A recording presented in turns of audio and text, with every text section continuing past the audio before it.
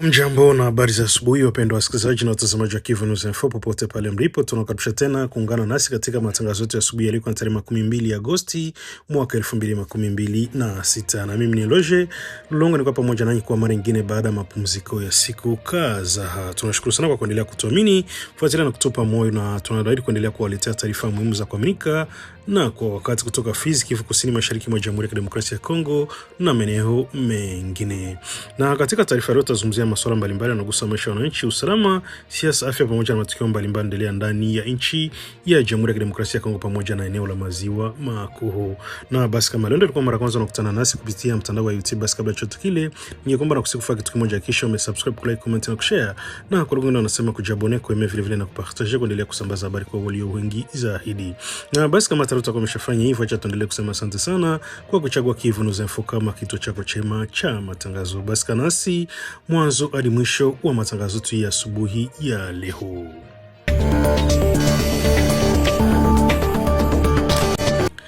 Na tukianza na habari kutoka eneo la Fizi mkoani Kivu Kusini, watu watatu wakiwa wanajeshi wa jeshi la Jamhuri ya Kidemokrasia ya Kongo FARDC wamefariki dunia, huku wengine 11 wakijeruhiwa baada ya grenade kulipuka ndani ya kambi ya kijeshi iliyopo katika eneo la Nahele katika eneo la Fizi. Tukio limetokea Jumatatu tarehe 17 Agosti majira saa 1 usiku katika kituo cha mbele cha kijeshi kinachotumiwa na wanajeshi wa jeshi la Jamhuri ya Kidemokrasia ya Kongo FARDC. Kwa mujibu wa vyanzo vya habari vya eneo pamoja na mashahidi, tukio hilo lilitokea wakati wanajeshi walikuwa katika zoezi la kupokea na kugawana mishahara yao. Dai kuwa kulitokea kutokuelewana miongoni mwa wanajeshi kuhusu namna ambavyo mishahara ilivyokuwa ikigawanywa. Mzozo huu ulizidi kuwa mkubwa na hatimaye kugeuka kuwa mabishano makali kati ya baadhi ya wanajeshi. Katika hali hiyo, mvutano mmoja wa wanajeshi anadaiwa kutoa grenade na kaiondoa sehemu yake ya usalama kisha kuitupa katikati ya kundi la wanajeshi. Grenade hiyo ilipuka na kusababisha madhara makubwa. Wanajeshi watatu walifariki dunia papo hapo kutokana na mlipuko, huku wengine 11 wakipata majeraha ya aina mbalimbali. Baada ya tukio hilo, majeruhi walikimbizwa katika kituo cha afya kilichopo Fizi Centre ambako wanapelekwa kwa ajili ya kupata matibabu ya haraka. Hilo limezua hofu na huzuni mkubwa miongoni mwa wakazi wa maeneo yanayozunguka kituo cha kijeshi cha Nahele. Hata hivyo, sasa kuna taarifa rasmi iliyotolewa na uongozi wa kijeshi wa FARDC wala mamlaka za mkoa wa Kivu Kusini kudhibitisha rasmi idadi ya watu waliofariki au kujeruhiwa au kutoa maelezo zaidi kuhusu hatua zinazochukuliwa baada ya tukio hilo. Vyanzo vinavyoeleza kuwa uchunguzi unaweza kufanyika ili kubaini kwa undani kusababisha mzozo na mazingira yaliyosababisha grenade kutumika ndani ya kituo cha kijeshi. Kwa sasa taarifa zilizopo zinaonyesha kuwa wanajeshi watatu wamepoteza maisha, huku wengine 11 wakiendelea kupata matibabu baada ya kujeruhiwa katika mlipuko huo. Tukio limetokea wakati ambako maeneo mbalimbali ya Kivu Kusini yanaendelea kukabiliwa na hali ya ukosefu wa usalama na changamoto kutokana na mapigano na mvutano wa kijeshi katika sehemu mbalimbali za Jamhuri ya Kidemokrasia ya Kongo. Na hivyo ndivyo hali hadi sasa kuhusu tukio la Nahele katika eneo la Fizi katika mkoa wa Kivu Kusini. Vile vile Kivu News Info tunafuatilia kwa karibu taarifa na kujulisha endapo kutakuwa na maelezo rasmi kutoka mamlaka za kijeshi au serikali kuhusu tukio hilo. Nchini Jamhuri ya Kidemokrasia ya Kongo, mpinzani Martin Fayulu anaendelea kusisitiza umuhimu wa mazungumzo ya kitaifa na kukutanisha wadau mbalimbali licha kukosolewa vikali kwenye mitandao ya kijamii baada ya kuunga mkono ushiriki wa rais wa zamani wa Joseph Kabila pamoja na alikuwa rais wa tume ya uchaguzi Seni Corneille Nangaa katika mazungumzo ya kitaifa yanayopangwa. Martin Fayulu ambaye ni kiongozi wa chama cha ECD alitoa msimamo huo Jumanne jioni mjini Paris nchini Ufaransa wakati akiongoza mkutano wake na waandishi wa habari tangu alipowasili nchini humo. Katika mkutano Fayulu anaendelea mbali zaidi na kupendekeza kwamba Rwanda pia inahusishwa katika mchakato wa mazungumzo unaotarajiwa kufanyika nchini Kongo. Kwa mujibu wa Martin Fayulu, ni vigumu kutafuta suluhisho la kudumu la mgogoro unaendelea mashariki mwa Jamhuri ya Kidemokrasia ya Kongo bila kuzungumza na pande zote zinazohusishwa na mgogoro huo. Alieleza msimamo wake. Fayulu anasema kuwa M23 inahusishwa na Rwanda, lakini ndani ya M23 pia kuna raia wa Kongo. Kwa hiyo ni maoni yake, ikiwa ni lengo la kumaliza mgogoro huo lazima kuwa na mazungumzo ya wote wanaohusika. Fayulu ameenda mbali zaidi kwa kusema kuwa kwamba hata Rwanda yenyewe inapaswa kushirikishwa katika mazungumzo hayo. Kwa kuwa huyo ni kiongozi wa upinzani, mazungumzo yanapaswa kuangaliwa kwa upande mmoja, bali anapaswa kuwapa nafasi wahusika wote ili waweze kueleza msimamo wao na pia kusikilizwa kuhusu tuhuma zinazowakabili. Katika kutekeleza hoja yake, Martin Fayulu amerejea pia juhudi zinazofanywa na viongozi wa kanisa Katoliki na la Kiprotestanti mwaka 2015 kupitia mpango wa Pacte Social pour la Paix et le Bien Vivre Ensemble katika Jamhuri ya Kidemokrasia ya Kongo na eneo la Maziwa Makuu. Mpango ulisha ziara mbalimbali za kutafuta amani kati ya mwezi Februari na Aprili mwaka 2015 ambako viongozi hao wa dini walifika pia mjini Kigali nchini Rwanda kukutana na Rais Paul Kagame. Fayulu amesema kuwa ni muhimu kuzungumzia kila upande hata pale ambapo upande unatumia kufanya vitendo vinavyosababisha matatizo. Kwa maoni yake, mazungumzo yanaweza kutumika kuwaambia wahusika kwamba vitendo vinavyoonekana vinafahamika na kwamba vinapaswa kukomeshwa. Msemaha huu wa Martin Fayulu unakuja wa siku chache tu baada ya yeye kuwasili nchini Ufaransa ambako alitoa wito wa wazi kwamba rais wa zamani Joseph Kabila na Corneille Nangaa washirikishwe katika mazungumzo ya kitaifa yaliyotangazwa na Rais Felix Antoine Tshisekedi. Kwa Fayulu, ushiriki wa watu hao wawili ni muhimu kutokana na nafasi walizonazo katika historia ya kisiasa ya Jamhuri ya Kidemokrasia ya Kongo. Kuhusu Joseph Kabila na Corneille Nangaa, Fayulu amesisitiza kwamba wanapaswa kupata nafasi ya kueleza sababu zinazofanya kuingia katika mchakato wa uasi dhidi ya serikali ya Jamhuri ya Kidemokrasia ya Kongo. Katika kuunga mkono hoja yake, Fayulu alitumia msemo wa Kiswahili unaosema kwamba nguo chafu huoshwa nyumbani. Kwa maana hiyo, anaona kwamba matatizo ya ndani ya nchi yanapaswa kutatuliwa kupitia mazungumzo kati ya Wakongo wenyewe. Hata hivyo, kauli hiyo imeendelea kuzua mjadala mkali katika mazingira ya kisiasa nchini Kongo. Baadhi ya viongozi na wanachama wa kambi ya Rais Felix Antoine Tshisekedi wanaonyesha upinzani wao dhidi ya uwepo wa Joseph Kabila na Corneille Nangaa katika mazungumzo hayo. Wapinzani hao wanataja hasa kutumia kusishwa na majina ya viongozi wao katika mzozo unaoendelea mashariki mwa Jamhuri ya Kidemokrasia ya Kongo. Kwa mujibu wa upande wao, haiwezekani kuwaita kwenye mazungumzo watu ambao wanatumia kuwa na nafasi katika vitendo vya uasi na ukatili vinavyoendelea mashariki mwa nchi. Joseph Kabila na Corneille Nangaa pia wanakabiliwa na hukumu za kifo zinazotolewa na mahakama ya kijeshi ya Kongo katika kesi zinazohusiana na uasi na matukio ya usalama mashariki mwa nchi. Kwa upande wake, Martin Fayulu anaendelea kusisitiza kwamba mazungumzo yanapaswa kuwa ya kweli na ya wazi na kwamba hakuna upande unapaswa kuachwa, ikiwa ni lengo kuu la kupata suluhisho la kudumu la mgogoro unaendelea mashariki mwa Jamhuri ya Kidemokrasia ya Kongo. Hivyo mjadala kuhusu nani anapaswa kushiriki katika mazungumzo hayo unaendelea, huku serikali na baadhi ya viongozi wa kisiasa wakiwa na mtazamo tofauti kuhusu ushiriki wa Joseph Kabila pamoja na Corneille Nangaa na hata na Rwanda. Kwa sasa kinachosubiriwa ni hatua zinazochukuliwa na Rais Felix Antoine Tshisekedi kuhusu muundo wa mazungumzo hayo pamoja na orodha washiriki watakaokaribishwa katika mchakato na kutafuta suluhisho la mgogoro wa kisiasa na kiusalama nchini. Cela ne veut pas dire que ils ne sont plus ils ne défendent plus les intérêts du Rwanda. Le M23 c'est le Rwanda, vous le savez. Mais dans le M23, il y a des Congolais. Mais comment vous allez régler le problème si vous ne discutez pas avec eux? Vous devez même discuter avec le Rwanda. C'est comme ça que les cardinals Ambongo et les révérends Bokundoa, quand ils ont pris leur bâton de pèlerin, ils ont fait le tour Angola et tout ça, ils sont partis voir le président du Rwanda. Tout le monde doit être vu et on a discuté avec tout le monde pour leur dire que monsieur, madame, vous faites ça, nous le savons. Vous devez arrêter. C'est comme diraient les Kinois, les Camerounais, donc il faut dire aux gens, je sais ce que vous faites, mais comment vous devez arrêter? Donc moi je dis, je continue à dire des choses que j'ai dit. Madame, si vous trouvez une incohérence dans ce que j'ai dit depuis les élections de 2018, amenez-le moi. Amener ces incohérences, je vais vous dire, je suis d'une logique implacable. Ok? Merci. Huko Kinshasa, Jamhuri ya Kidemokrasia ya Kongo, mahakama ya Kasasi inaendelea kwa Jumatano tarehe 19 Agosti na kusikiliza hoja mawakili katika kesi inayohusu mfuko wa fidia wa waathirika wa vitendo haramu vinavyofanywa na Uganda katika Jamhuri ya Kidemokrasia ya Kongo inajulikana kwa kifupi kama FRIVAHO. Kesi hiyo inahusu hasa Constant Mutamba, alikuwa waziri wa sheria wa Jamhuri ya Kidemokrasia ya Kongo, pamoja na Sansari Bolukola, ambao wote wanakabiliwa na mashtaka yanayohusiana na tuhuma za matumizi mabaya na uharibifu wa fedha za umma pamoja na kuficha au kusafisha fedha. Katika kikao cha Jumatano, Constant Mutamba kufika mahakamani kutokana na hali yake ya kiafya. Kwa mujibu wa taarifa iliyotolewa na mwenyekiti wa jopo la majaji, Jaji Jean Umbulu, Mutamba alikuwa amelazwa katika kituo cha matibabu cha Harmony mjini Kinshasa. Jaji amesema kwa Mutamba alikuwa tayari alimepokea taarifa ya kutoa mahakama tangu tarehe 6 Agosti kwa ajili ya kuhudhuria kikao cha 19 cha tarehe 19 Agosti.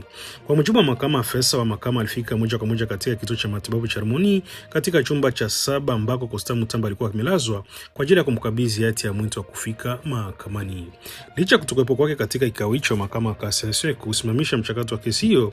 Majaji waliendelea na kusikiliza na hoja na uhusiana na mashtaka na wakabili washtakiwa katika kesi hiyo. Kesi hiyo pia inahusisha Chancel Bolokola ambaye aliwahi kuwa mtaratibu wa muda wa Frivaho. Yeye pia anafuatiliwa kuna mahakama kwa tuhuma zinazohusiana na matumizi mabaya ya fedha za umma na utakataji wa fedha. Frivaho ni mfuko unaoundwa kwa ajili ya kupokea na kusimamia fedha unalenga kuwafidia waathirika wa vitendo haramu vinavyohusishwa na Uganda katika eneo la mashariki mwa Jamhuri ya Kidemokrasia ya Kongo. Mfuko unatokana na mchakato wa fidia uliofuatilia maamuzi wa mahakama kitaifa ya haki iliyoamuru Uganda kulipa fidia kwa Jamhuri ya Kidemokrasia ya Kongo kutokana na madhara yaliyosababishwa na operesheni zake za kijeshi katika ardhi za Kongo. Fedha zilikusudiwa kusaidia waathirika wa madhara yalitokea katika maeneo mbalimbali ya nchi kutokana na shughuli za kijeshi za Uganda. Hata hivyo, namna ambazo fedha zinasimamiwa imekuwa kichunguzwa na taasisi mbalimbali za Kongo, na swala hilo sasa limefikia pia katika vyombo vya mahakama. Katika kesi inayosikilizwa na mahakama ya kasasi, upande wa mashtaka unachunguza hasa tuhuma zinazohusiana na matumizi ya fedha umma na madai ya kuficha au kuosha fedha.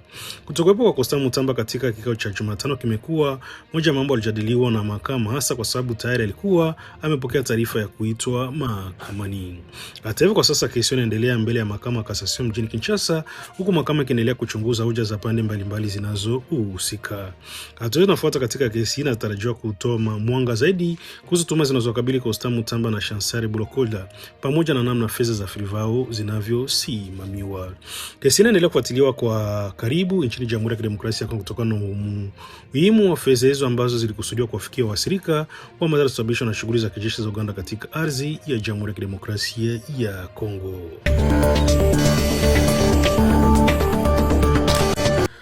Huko katika eneo la Haru mkoani Ituri kumebuka tukio jingine la vurugu la asili mapambano dhidi ya ugonjwa wa Ebola katika Jamhuri ya Kidemokrasia ya Kongo. Kwa mujibu wa taarifa zilizotolewa tarehe 17 Agosti, dereva mmoja anayefanya kazi na timu za kukabiliana na Ebola ajaliwa, huku magari matatu ya wagonjwa aina ambulansi yakiharibiwa.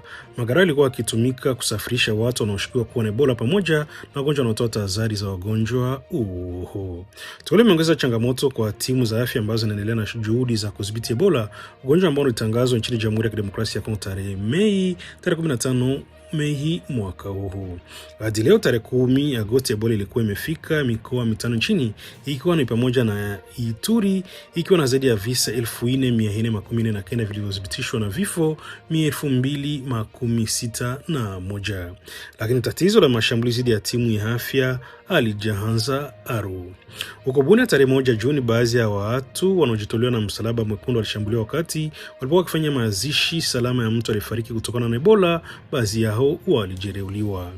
Katika eneo la Mombasa, usiku wa kuamkia tarehe 1 Julai, kituo cha matibabu cha Ebola cha PK50 pamoja na kituo cha afya cha Juhudi vilichoma moto, na baadhi ya wakazi walikuwa wakitaka jamii hili ya wagonjwa waliofariki irudishwe kwa familia zao.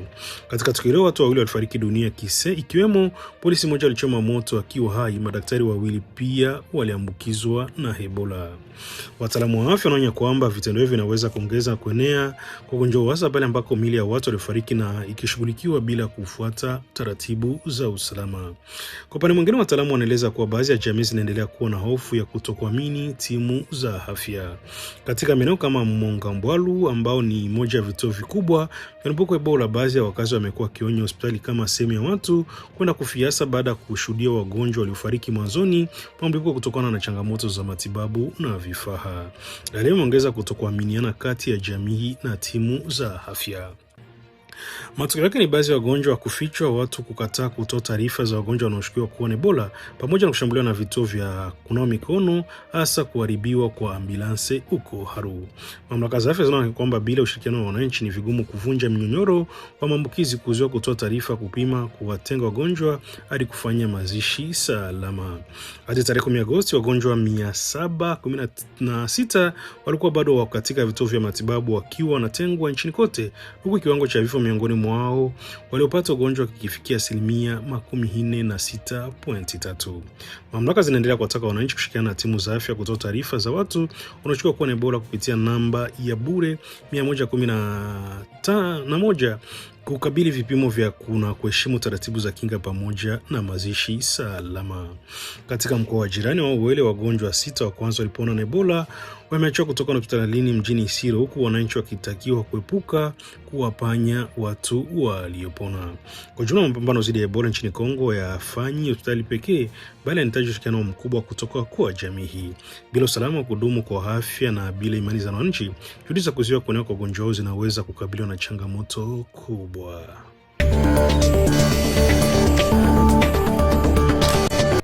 Katika Jamhuri ya Kidemokrasia ya Kongo, rais wa zamani Joseph Kabila ameanza kuchukua hatua za kisheria nchini Marekani baada ya kuwekwa kwenye vikwazo na Wizara ya Hazina ya Marekani. Joseph Kabila aliwekwa na vikwazo hivyo tarehe 13 Aprili mwaka 2026, ambapo serikali ya Marekani ilimtumu kuwa na uhusiano wa kusaidia wasi 23 wanaofanya shughuli za kijeshi katika maeneo ya mashariki mwa Jamhuri ya Kidemokrasia ya Kongo. Baada ya hatua hiyo ya Marekani, Joseph Kabila sasa ameamua kupinga vikwazo hivyo kupitia njia ya mahakama nchini Marekani. Kwa mujibu wa taarifa iliyotolewa na chombo cha habari Jeune Afrique, aliyekuwa rais wa zamani wa Jamhuri ya Kidemokrasia ya Kongo amemfuta mwakili nchini Marekani kwa ajili ya kumsaidia katika mchakato huo wa kisheria. Mwakili anaitwa Erinchi Ferrari, ambaye anafahamika kwa kushughulikia masuala yanayohusiana na vikwazo vinavyowekwa na serikali ya Marekani kupitia ofisi ya kudhibiti mali za kigeni inayojulikana kwa kifupi kama OFAC. Kwa mujibu wa taarifa hiyo, tarehe 4 Agosti mwaka 2026, wakili Erich Ferrari aliwasilisha malalamiko dhidi ya OFAC katika mahakama ya wilaya ya Columbia mjini Washington. Upande wa Joseph Kabila unapinga msingi wa vikwazo vilivyowekwa dhidi yake na unaona kwamba tuhuma zinazotolewa na Marekani hazijaelezwa kwa uwazi wa kutosha. Katika malalamiko hayo, upande wa Kabila unadai kueleza kwamba tuhuma zinazotumiwa na serikali ya Marekani ni za jumla na hazitoi ushahidi wa moja kwa moja unaonesha namna ambavyo Joseph Kabila amehusika katika shughuli zinazohusishwa na waasi wa M23. Kwa hiyo hatua ya kisheria inalenga kuzipinga rasmi tuhuma hizo za kuomba mahakama ichunguze uamuzi wa OFAC na kumweka Joseph Kabila kwenye orodha ya vikwazo. Kumbuka kwamba vikwazo vya Marekani dhidi ya Joseph Kabila vilitangazwa tarehe 13 Aprili, wakati ambako mapigano na mzozo wa usalama katika mashariki mwa Jamhuri ya Kidemokrasia ya Kongo ulikuwa unaendelea. Serikali ya Marekani inasema wakati huo kwamba hatua yake ilionekana na kile inachokiita msaada wa Kabila kwa mtandao unahusishwa na uasi wa M23. Hata hivyo, Joseph Kabila sasa anapinga madai na kupitia njia ya mahakama anataka kupata nafasi ya kupinga misingi ya vikwazo vilivyowekwa dhidi yake. Hatua inakuja wakati ambako jina la Joseph Kabila linaendelea kuwa sehemu ya mjadala mkubwa wa kisiasa nchini Jamhuri ya Kidemokrasia ya Kongo. Rais wa zamani pia ametajwa katika mjadala kuhusu mazungumzo ya kitaifa yanayotarajiwa kufanyika nchini. Mpinzani Martin Fayulu tayari ametoa wito wa Joseph Kabila pamoja na Corneille Nangaa kushirikishwa katika mazungumzo hayo, akisema kuwa ni muhimu wa kuwahusisha wadau wote wanaohusishwa na mgogoro wa kisiasa na kiusalama nchini ili kutafuta suluhisho. Lakini upande wa serikali ya Kinshasa na baadhi ya viongozi wa kisiasa wamekuwa na msimamo mkali kuhusu ushiriki wa Joseph Kabila katika mchakato kutokana na tuhuma zinazohusisha na hali ya usalama mashariki mwa nchi. Kwa sasa hatua iliyochukuliwa nchini Marekani inafanya kesi ya Joseph Kabila kuingia katika uwanja wa mahakama, huku wakili wake akipinga vikwazo vilivyowekwa na OFAC. Kinachofuata ni kusubiri namna mahakama ya wilaya ya Columbia itakavyopokea na kushughulikia malalamiko hayo dhidi ya OFAC. Kwa upande wake, Joseph Kabila anaonekana kuendelea kutumia njia za kisheria kupinga tuhuma zinazomkabili nchini Marekani, wakati mjadala kuhusu nafasi yake katika siasa za Jamhuri ya Kidemokrasia ya Kongo zikiendelea. Hiyo ni taarifa kuhusu hatua mpya za sheria zinazochukuliwa na rais wa zamani Joseph Kabila dhidi ya vikwazo vya hazina ya Marekani. Sekta Bamperi iliyopo katika eneo la Lubero mkoani Kivu Kaskazini inapitia moja ya vipindi vigumu zaidi vya historia yake kutokana na mashambulizi ya waasi wa ADF. Kwa kipindi cha takriban miaka miwili, zaidi ya watu 2000 wamepoteza maisha katika eneo hilo kutokana na mashambulizi yanayohusishwa na waasi hao. Hali inaonyesha ukubwa wa changamoto ya kiusalama na kibinadamu inayokabili eneo hilo la mashariki mwa Jamhuri ya Kidemokrasia ya Kongo. Kwa mujibu wa Samuel Kaheni ambaye ni mwenyekiti wa jamii ya kiraia katika eneo hilo, ukatili dhidi ya raia ulifikia kiwango cha juu zaidi kuanzia mwezi Juni mwaka 2024. Amesema tangu kipindi hicho waasi wa ADF wamekuwa wakifanya mashambulizi dhidi ya wakazi wa kawaida, hasa katika maeneo ya vijijini na kando kando ya barabara zinazounganisha maeneo mbalimbali ya Bampere. Kwa mujibu wa kiongozi wa jamii ya kiraia, zaidi ya watu 2400 wameuawa katika kipindi hicho. Samuel Kaheni amesema wengi wa wasirika walikuuawa kikatili na wapiganaji wa ADF, huku sehemu kubwa ya mauaji yakiripotiwa kutokea katika mihili ya Mungirinjipa. Amesema mashambulizi yameacha familia nyingi zikiwa katika maombolezo, huku wengine wakilazimika kukimbia makazi yao kutokana na hofu ya kushambuliwa. Mbali na idadi kubwa ya watu waliouawa, jamii ya Bampere pia imekumbwa na uharibifu mkubwa wa mali kutokana na mashambulizi hayo.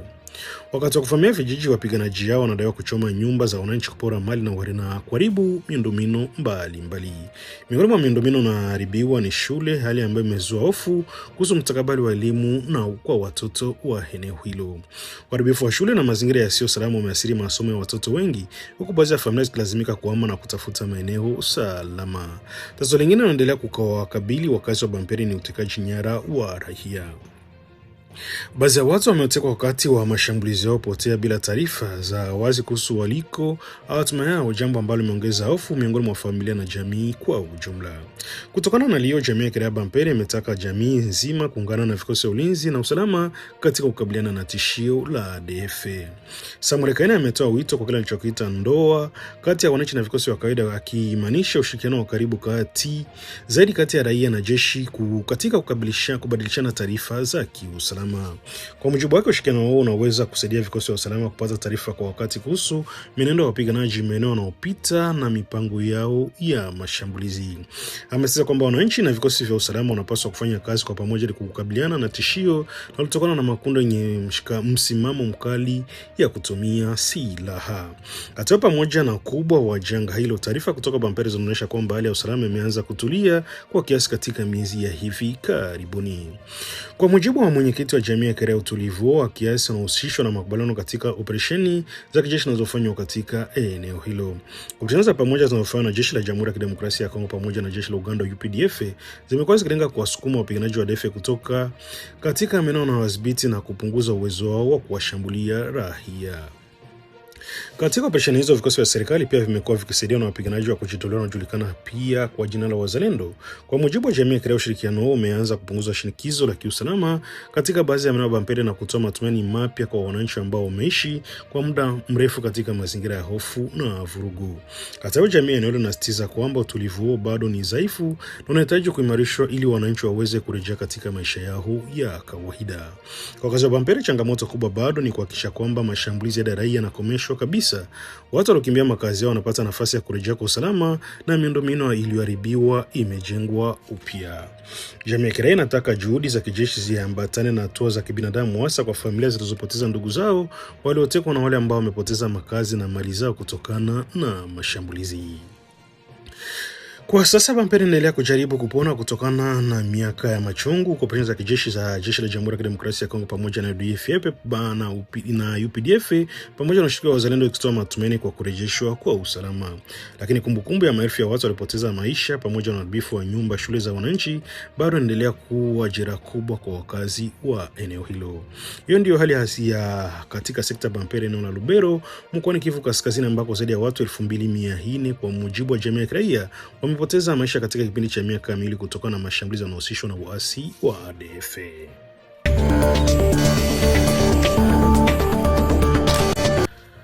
Asante sana wapendwa wasikilizaji na watazamaji wa Kivu News Info, na hapo ndipo tunahitimisha matangazo yetu ya asubuhi ya leo, ni Alhamisi tarehe 12 Agosti mwaka 2026. Tunashukuru sana kwa kutenga muda wenu na kuwa pamoja nasi kuanzia mwanzo hadi mwisho. Asante sana kwa kuendelea kutuamini, kufuatilia na kutupa moyo katika kazi yetu ya kuwafikishia habari kwa wakati. Mimi ni Loje Longa nikisema kwenu tunaendelea kwa uangalifu kufuata taarifa sana, kuepuka kusambaza habari ambazo hazijadhibitishwa. Nene Kivu News Info kwa tunaendelea kuletea matangazo yetu tukiwa mashariki mwa Jamhuri ya Kidemokrasia ya Kongo. Na basi kama leo ndio ilikuwa mara kwanza nakutana nasi kupitia mtandao wa YouTube, basi kabla ya kuondoka ningekomba na kusema kitu kimoja: hakikisha umesubscribe, kulike, comment na kushare, na kwa lugha wanasema kujabone, kueme vile vile na kupartager, kuendelea kusambaza habari kwa walio wengine zaidi. Basi kwa niaba ya timu ya nzima ya Kivu News Info natakia asubuhi njema yenye mafanikio tele katika shughuli zenu za kila siku, na Mwenyezi Mungu aendelee kuwabariki vile vile, na Mwenyezi Mungu aendelee kuibariki Jamhuri ya Kidemokrasia ya Kongo. Kuendelea kwa tutane tena katika taarifa zetu za mchana. Mimi ni Loje Lulonga, bye bye na chao.